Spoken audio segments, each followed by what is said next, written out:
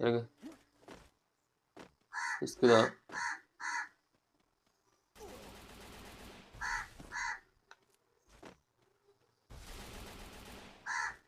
Jump.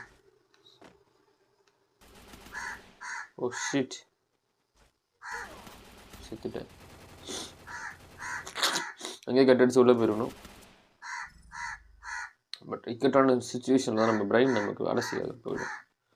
தலைவா தலைவா தலைவா சரிதம் எழுது தலைவா அப்படின்னு நான் கேட்க மாட்டேன்.